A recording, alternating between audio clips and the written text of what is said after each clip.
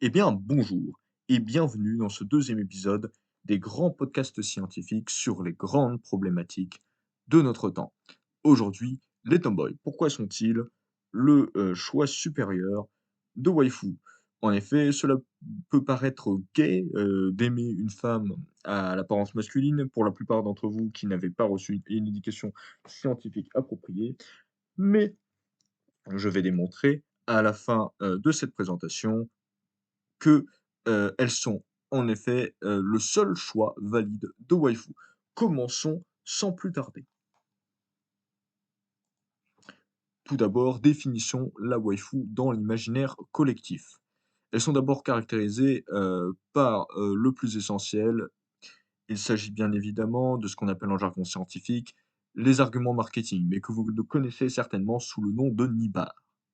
Ensuite, nous pouvons parler également de leur apparence, très féminine au niveau vestimentaire, que ce soit, jupe courte, robe ou, pantalon moulant, section javelot, section pointe, comme on dit en jargon scientifique et enfin, les centres d'intérêt qui sont, davantage associés aux filles, dans notre société, tels que la danse, la mode ou le shopping que je pratique régulièrement au centre commercial de Paris 2. Nous pouvons également dire que la waifu est soumise dans l'imaginaire collectif, parce que comme disait un des plus grands scientifiques ivoiriens que la terre ait jamais porté, Sabrana déclare: «La place de la femme, c'est à la cuisine».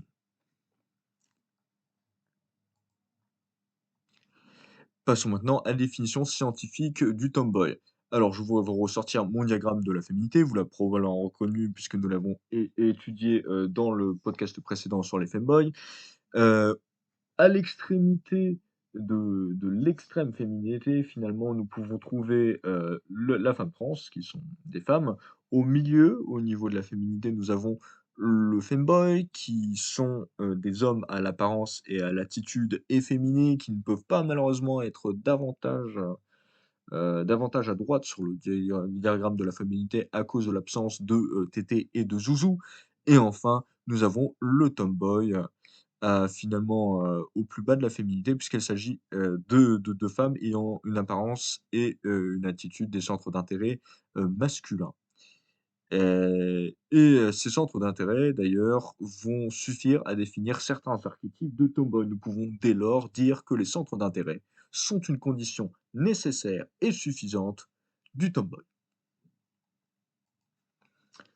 Parlons maintenant de la partie qui va nous intéresser pour l'argumentation, des avantages des tomboys par rapport à la waifu traditionnelle. Parlons d'abord du plus superficiel, mais non au moins essentiel, de ce qu'on appelle en jargon scientifique le boule. Je vous entends déjà.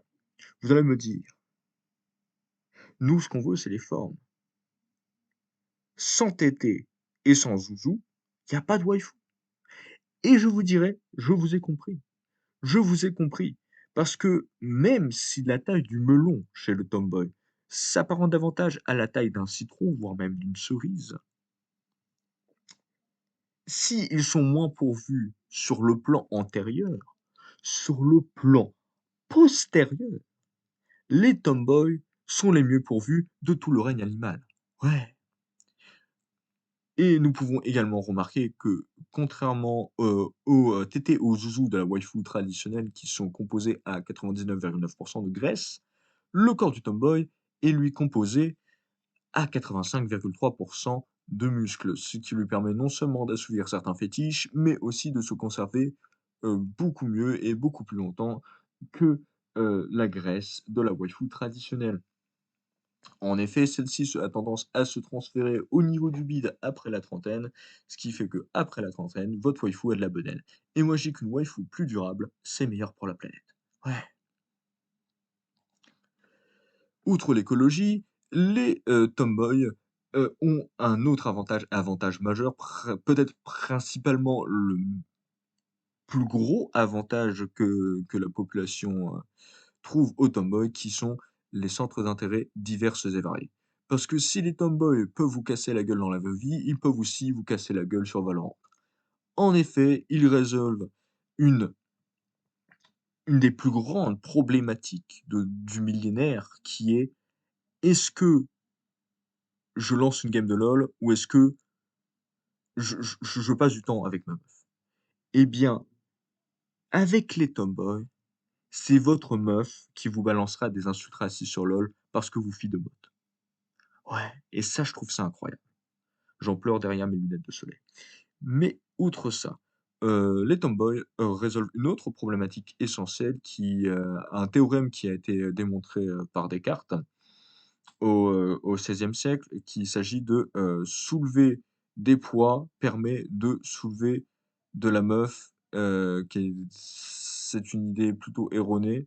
En fait, soulever des poids, ça permet plutôt de soulever, des mecs, comme nous l'avons, démontré à l'ère moderne. Et heureusement, c'est sans compter sur les tomboys qui vont pouvoir assurer le rôle de Jim Bro, ou plutôt de Jim 6 dans ce cas, et je peux vous dire que quand elle vous spot au bench et que vous avez les arguments marketing sous les yeux, et bah, ça vous motive à faire la dernière rep. Et ça, je trouve que c'est vraiment incroyable. Outre la motivation, nous avons, parlons fétiche. Parlons fétiche, parce que je sais que tout le monde a des fétiches dans l'audience. Il y a que ceux qui, l'avouent et ceux qui le cachent. Alors, pour ces messieurs qui sont bottom, parce que je sais qu'il y en a, sachez que, si vous aimez vous faire dominer par les muscle mommies font partie de l'immense nation des tomboys et que, par leur tempérament de feu et leur corps, non moins chaud, elles seront les plus à même à vous écraser au plan physique et au plan mental.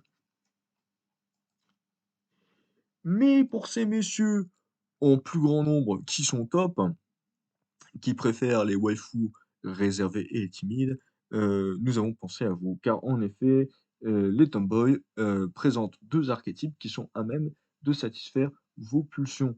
En effet, tout d'abord, la fille anxieuse, ou instable, également connue sous le nom de Degen, et enfin la gamer girl. La gamer girl qui, en plus d'avoir le meilleur centre d'intérêt du monde, est, tout comme la Degen, une débutante en amour qui vous demandera d'aller doucement pour leur première fois, et ça, je sais que c'est un fétiche partagé par la plupart de la communauté scientifique. Nous allons pouvoir conclure avec l'équation finale. Tomboy est égal à waifu plus Jimbro. Sur ce, merci d'avoir écouté cette présentation jusqu'au bout. J'espère que vous êtes convaincus. N'hésitez pas à me poser des questions, dans les commentaires. Je les, lis tous du moment qu'ils sont formulés de manière scientifique et je vous dis à une prochaine fois pour d'autres aventures scientifiques.